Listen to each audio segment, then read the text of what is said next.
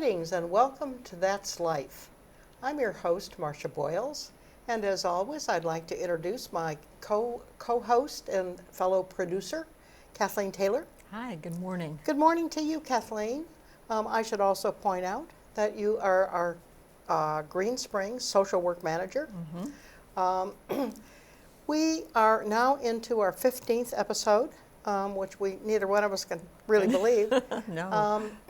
This, I think, is a particularly good program this morning, or at least we hope it will be. We have 3 vignettes coming up. We have two of the vignettes are with returning characters and 1 brand new character. And the 2 returning characters are Jeff Stone, who is played by Howard Watchbush, and he will be starting this morning. And then we will be ending the program with Nancy Gardner, played by Eloise Stinger. Now, our brand new character in the middle is Marie Bolello, who is playing a character called Gladys Harris. The social workers that will be doing this are going to be Sue Frankie is going to be working with the character Mr. Stone, and then I'm going to be working with Mrs. Gardner, and I absolutely forgot the name of the new person. Gladys Harris. Gladys Harris, because I will be just meeting her for the first time. That's right. So that's why I'm not good with her name yet. All right. Well, that's right. You don't know her. All right. I think with that, then we'll stop and turn to the vignettes.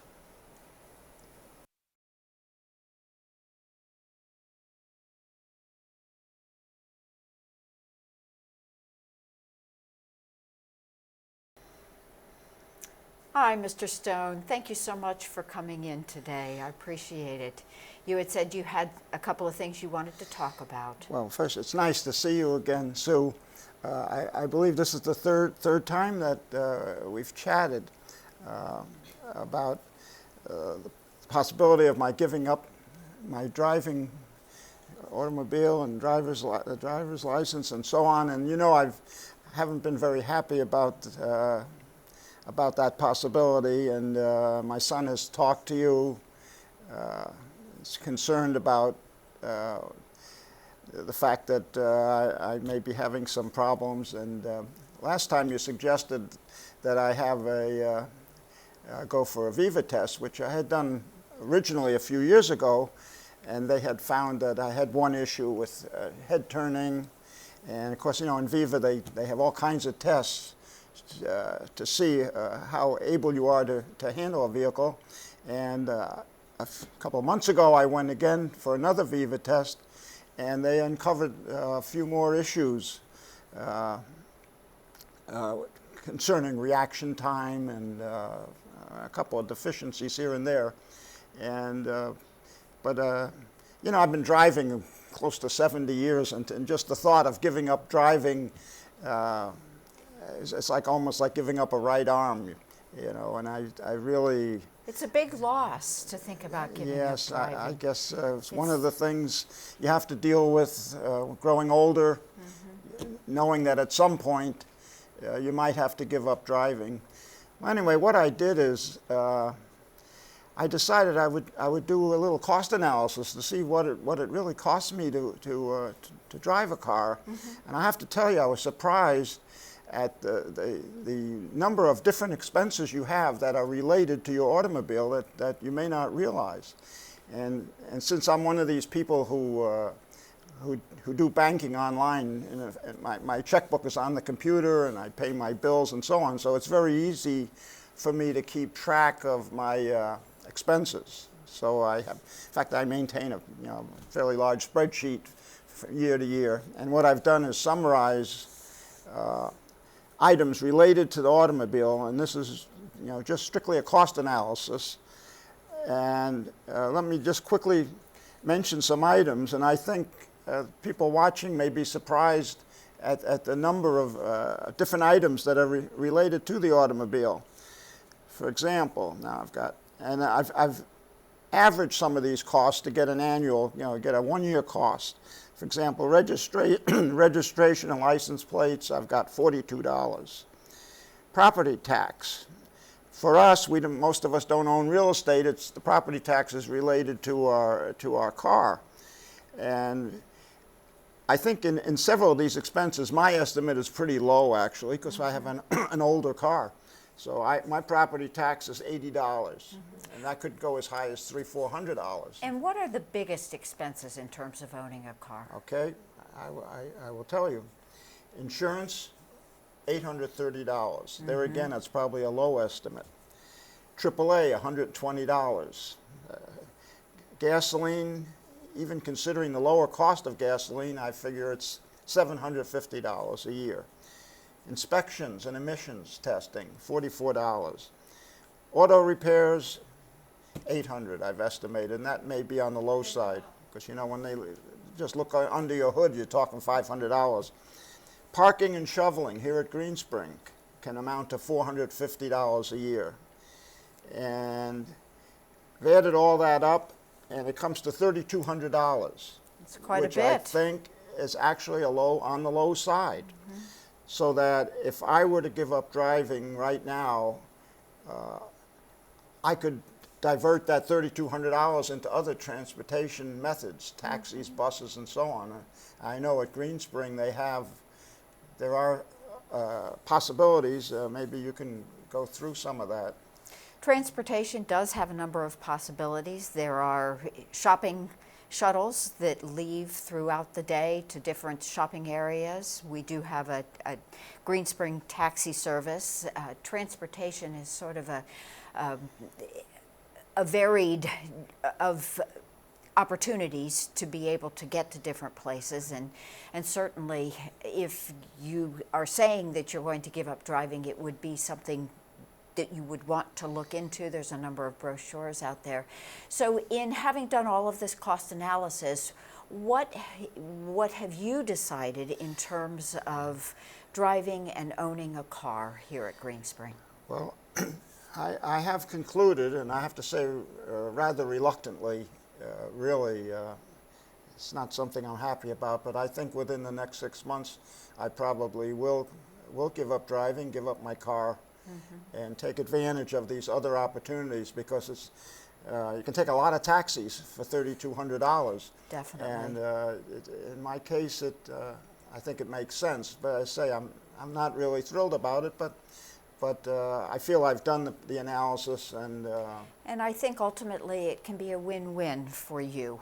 You may save some money in the long run in terms of not having a car. We do have a lot of transportation opportunities here at Greenspring, but then also the relationship between you and your son. Yeah, right. It will ease that tension that is always there on the front burner. And in light of the fact with the Viva assessment, even though it's not an actual getting in the car and driving the car, it does assess a lot of the functions that you need to be able to drive a car safely. And in light of the fact that it came up with a number of deficits, I applaud your decision in doing that. And so I would say if you could start using some of the transportation options that we have here before you even give up the car, to start testing it out, and so that you can gradually transition yourself. Yeah. Well, I know my family will be pleased, and actually I've taken the Greenspring taxi a couple of times to Railroad Station and so on. So it is a very fine service. It's easy to get a reservation. So I'm looking forward to the transition. I realize that aging requires certain changes that we have to adapt to, and some of them we can do easily, and some of them are a little harder. But I think I've made the right decision, and I'm pleased that you talked with me, and pleased with your concerns. Well, thanks for coming in today, Mr. Stone. I appreciate it.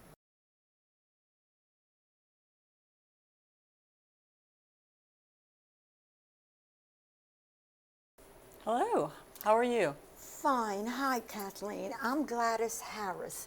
I was wondering if you had a few minutes to see me today. Sure, have a seat. Absolutely. Thank you. Yeah. So what's going on? Well, I'll start it. Excuse me. My daughter gave me a birthday present. It was very sweet of her and very thoughtful, but it's shocking to me. So tell me She gave more. me- What is she this gave present? me a membership to an online dating service. Oh my goodness, I'm shocked. At my age, a dating service? Oh, all as I keep doing is getting all these emails 24 a day from all these men. All of these interested men, huh? Yeah. Scary? Yeah, very scary. I don't know how to stop it. I feel like pulling the plug on the computer. I'm afraid to put the computer on now. I have even people, well, first it started out, the gentlemen, well, we'll call them gentlemen, were from the area. And then the area kept getting bigger and bigger. And now I'm even getting emails from Alaska. Oh my gosh, I don't know what to do with it. I really don't. I'm losing my mind. Do you know that saying about the hair? Your hair represents how stressed you are. Well, it looks like I put my finger in a light socket. So you're very stressed. Yes. Yeah. Yes, Yeah. very, to say the least. So you're not interested in pursuing any of this online dating stuff, huh? Well, when you say, I have been a widow for so long, just the thought of talking to the opposite sex scares me to pieces. And so, I don't know, maybe, no, I think You it's think not? just blowing my mind, Yeah. just really upsetting me to no end. Right. You know, some of them, you see pictures, and they say they're 50. They look more like 150. I don't know where they got the clothes from that they're wearing, and I have no idea what my daughter said about me. That's even scarier than what I'm reading, which God knows what she had said, you know. But anyway, they all want young women, which I don't blame them, I guess. I don't know. If I had a choice, I'd probably ask for a young guy too. But Yeah. So this is not working for you. well, no, it's stressing me out, and I just, as soon as I put the computer on, butting, all these emails come up, and I freak. I shut it off. I don't know what to do about it. Yeah. Well, I'm pretty sure you can talk to your daughter, and she can certainly make arrangements to have the service I hope turned off. Yeah. I hope she can get her money back, because I think it's Yeah. expensive. Yeah. Well, let me ask you a curiosity question. Okay. Because I'm thinking that maybe your daughter was wanting you to have the opportunity to have some new friendships, that sort of thing, and maybe that was the way that she thought that was going to happen. Are you thinking that that's something that you would be interested in, but not in this way? I mean, maybe meeting new friends on campus at Green Spring, that sort of thing. Yes. That would be more your style. Yeah, because I was never one of the people that hang out at bars to meet people. That wasn't I wasn't into that. And so meeting somebody, a stranger, someplace, at a Yeah, restaurant. that was uncomfortable. No, maybe if I was 45, 50, I wouldn't have a problem. But right now, I would not care for that. But in a situation at Green Spring, it's very easy, I believe, to meet people. It's just that I've been overwhelmed with moving in and everything. And I know she was thinking of me and trying to get me, not to be alone. But, when you're alone so long, it's very hard to change your ways. Yeah, absolutely. How long have you been at Green Spring? Just a few months, or? Almost a year. Okay, almost a year. So yeah, so it's still pretty new for you. Yes. But you do feel like you're able to start maybe meeting people now? Have you joined clubs, that sort of thing? Yes. Yeah. I have joined some clubs. Yeah. That's good for me, yeah, because it's a way of meeting people, and I feel like I'm doing something. But Good. this other thing Yeah, is, that doesn't fit you at all. I feel turning like your hair I'm being cyber stalked. Yeah, yeah. Gosh.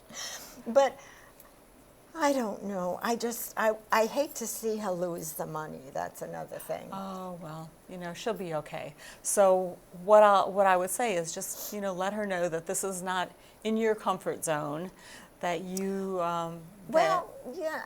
you're thinking, well, are you thinking maybe you want to try it now? Well, the thing is, I have told her that.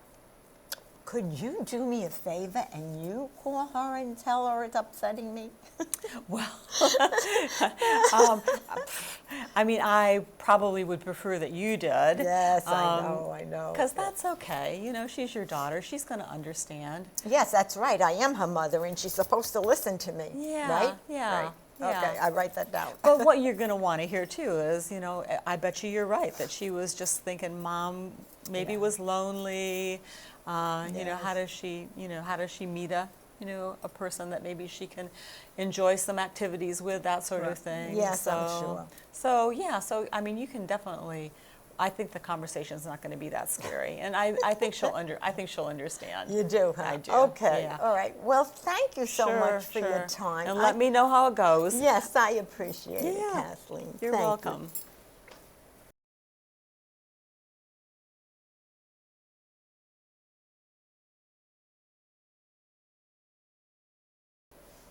Hi, Nancy. Hi, Kathleen. Thanks so much for seeing me again. Sure. I did see the neurologist. They've ruled out almost every other possibility, so I do have a diagnosis of early onset Parkinson's. So there are so many things that I hope you can help me with to figure out my new path now. Yeah, yeah. So you sort of heard the worst, huh? Yeah. Yeah. Yeah. And I hope you don't mind I brought notes, because when I get anxious, I forget. It's a great and idea. I want to make sure idea. that I know. Yeah. I've got a lot of decisions. The first one is, in my mind, and I may be out of direction, but I need to tell my family, and I don't know how to tell them. I have one daughter who will probably the person who will help me through this the most. She's very caring, but she's very emotional about my health. If she falls apart, I'm going to spend too much time and energy trying to reassure her, and I don't know what to do about that. So how do I tell them? Well, definitely you tell them. You have to be able to be straightforward. And my guess is that they have sensed already that there's something going on with Mom. Okay. Just having spent time with you, I know you were really anxious. Very much so. And family senses that anxiety. So actually, having them hear what is going on, in some ways may be a little bit of a relief for them, just like sort of hearing the diagnosis was in some ways a relief for you, just to be able to know, oh, that's what's going on, and now we can move forward from there. So you're worrying mostly that your daughter is going to fall apart a little bit? And then I'll fall apart, and I don't want to fall apart.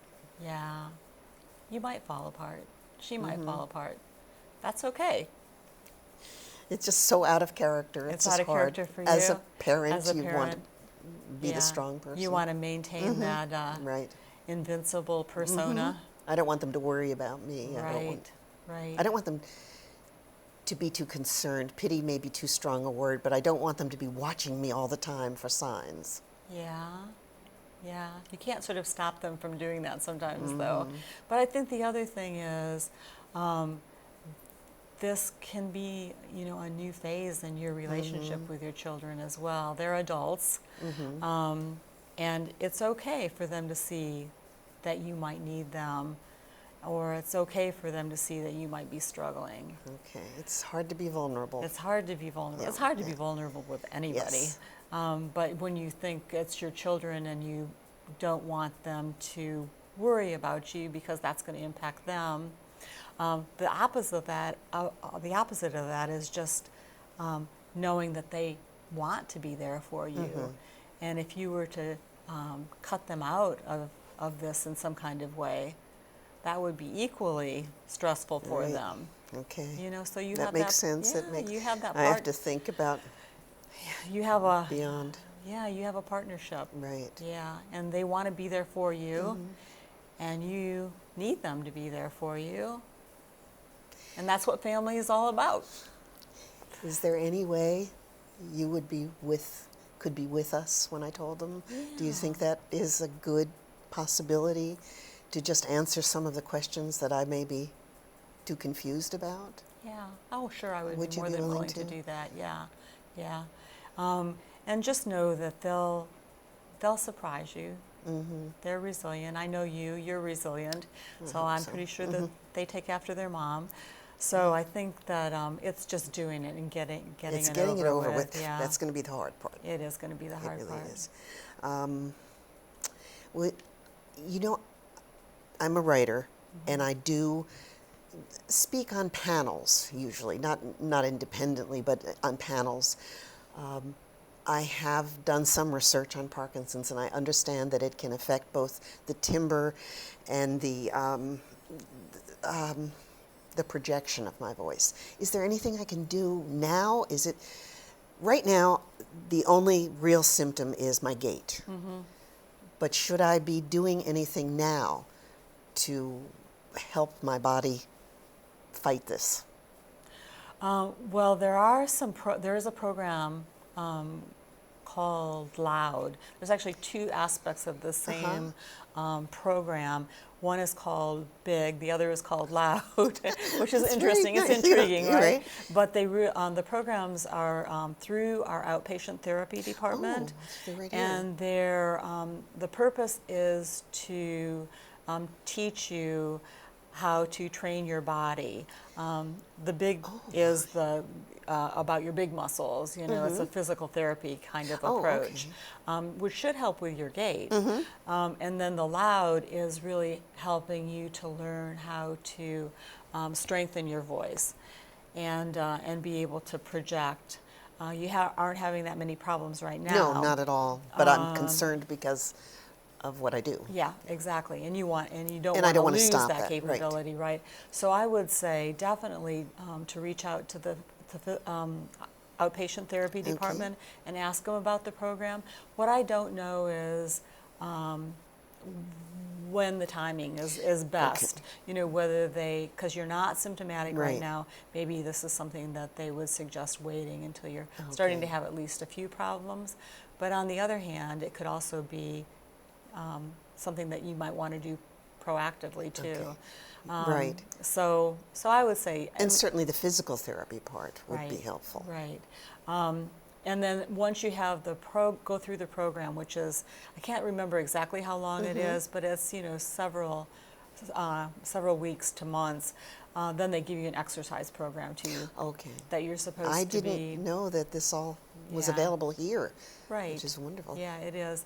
And I know that since I facilitate the Parkinson's support group, that I know that what I hear from people is that exercise in particular is so important to your ability to adjust to the diagnosis. So I would say that getting into physical therapy for sure, and then also thinking about a fitness center routine, that sort of thing, Okay. really crucial. Okay. From then what will- I hear. That's really helpful because Yeah. that gives me a goal, something that I can be doing, as you say, proactively. Yeah. Now, you mentioned a support group. I didn't know that there was such a thing here. Yeah, there's a support group here on campus. We meet once a month. It's pretty well attended. There's some people that come every month, and we have new people that are joining, people that have just maybe received a diagnosis.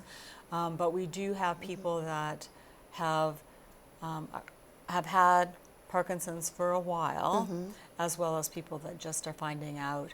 And it's kind of a good mix because people, really a lot of what people are doing is sharing their experiences.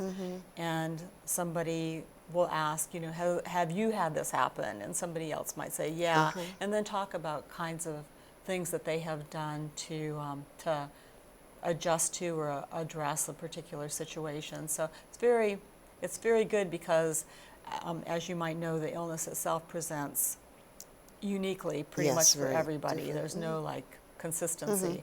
So what you're hearing is people who have been through different aspects of the illness be able to say, you know, this worked for me, this didn't work for me, that sort of thing. That might be something in the future that I would be able to incorporate.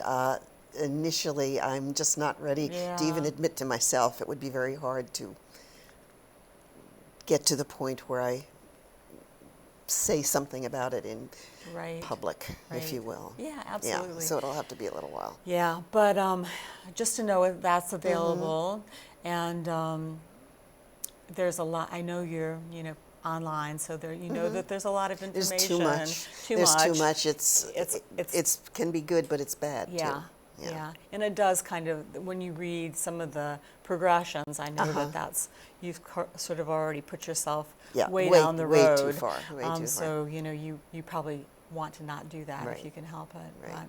But yeah, if you want to decide about meeting with your children, Yes, I that would would be be more than willing to. That's got to be the help first. you out Once with I that. face that, then perhaps I'll be ready to move on to the next step. Yeah, that's the most important thing. Yeah, because you want to be able to be honest. Because right now it will be just kind of an elephant in the room every time you're with them. And I will try too hard not to. And they're like going to go, "What's wrong with Right, mom?" they'll figure out something else, So, or yeah. maybe think it's even worse. Even than worse, the situation absolutely. is. Right. So right. just have that honest, open discussion and go from there. Well, I really appreciate your help. And by the way, thank you very much for showing me all the breathing exercises. They really have helped. They have really helped late at night when I just start worrying and thinking. It calms me down. Yeah, it's and crazy, isn't reassures it? me. Yes, it really I use it a makes lot a too. huge difference. Yeah, good. So thank you very much. Good and to thanks hear. for being willing to meet with me, with my family, and to help me through this whole process. My pleasure. My Thank pleasure. you. All right. Well, Kathleen, those were most interesting vignettes. Is this a sort of typical day for you all? You're going from the ridiculous to the sublime? Yeah, a little bit of everything. I figure that might be the case. Do you find these extreme, or would these be sort of ordinary? Yeah, I think they're pretty realistic, actually. Not extreme at all. Well, let's talk a little bit about these vignettes. Let's start with the new character, Gladys. We were just talking to some of the people in the studio, some of the young people in the studio, who were telling us that they had put their mothers on Facebook. Right. So this seems to be consonant with that same kind of thing. Yeah, that's how people are dating nowadays. And how they're communicating. Yeah. That's right, the social media. So I suspect that was rather realistic. Poor Gladys is really having a time with that, isn't she? Yeah. Yeah. I think she, I guess, you know, what I got from it in a way, even though she was being inundated by all these responses, that, you know, there was a part of her that was sort of interested.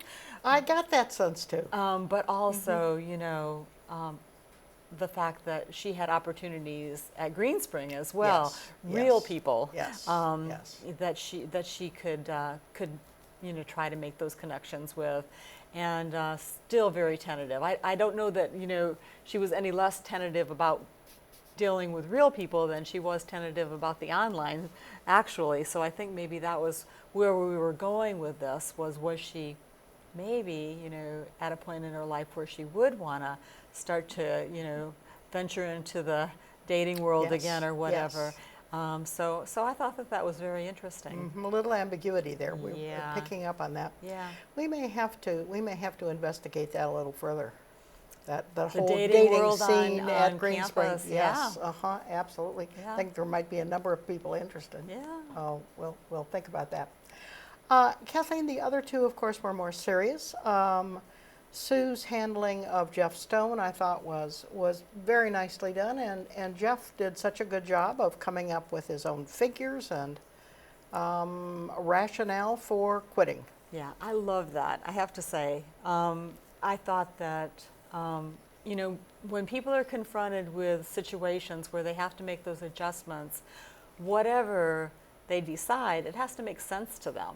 Yes. And so that, rather than like the social worker, coming in and going, well, this is what you need to do, just giving people the opportunity to kind of sort it out on their own. And then the fact that he came back with something that absolutely made sense to him, that was coming out of, the way that he approached life. He's a numbers guy. Yes. So, I thought that was perfect. And he didn't have to, he came to it on his own terms. He did. Everybody saved face. Yes, what a nice way to put it, that you're giving space to the individual to come up with their own solutions. Yeah. Yeah. And I don't think we would have I wouldn't have thought of that, taking that approach as Right. kind of an argument for another reason why to stop driving. But he did that on his own, and it was great. Made perfect sense. Yeah. Your interaction with Mrs. Gardner, I thought, was very touching and informative, and just really touched the heart. Mrs. Gardner is clearly having a very tough time. Yeah. And so many of us at Green Spring, at some point or another, do face tough decisions. Oh, absolutely. And how, that whole idea of people seeing you differently, if you have some kind of an Yes. illness or diagnosis, that's Yes. profound. And then wanting to protect your children as well, that's another thing. So she has all of that going on and more. So those are the kinds of situations when it really is a privilege for a social worker to walk with that person and to be able to support them. Well, Kathleen, I think that the phrase we've used before is social workers having our back really does apply in a case like this. One would be so grateful to have this kind of support. It's just so critical. And I think social workers just provide this not only so well, but so uniquely well. Yeah. It's just enormously helpful. Yeah, well, we hope so, that's for sure. And I think that, relationships are tough. Certainly parent-child relationships, parent-adult-children relationships are particularly tough. Actually, we had a little bit of that in all three of our vignettes today, is, how adult children were impacting people's lives. Yes, we did. There was a theme there, wasn't there? And that's a reality, right? That, those of our residents that have children are dealing with how that relationship might be evolving over time. Yes. And they do change over time, clearly. They should change. Yes, I think there it's you when go. they don't change that it gets a little bit tougher. So, I like that, because that was really very realistic as well. Well, these were all very interesting. Anything else you'd like to leave us with this morning? No, but All they were right. good. They were fun. They were, and they were certainly very varied very and informative. yeah, absolutely. Well, that is good, Kathleen. I think with that, then, we will stop, and we will look forward to seeing you next month. Thanks for joining us today.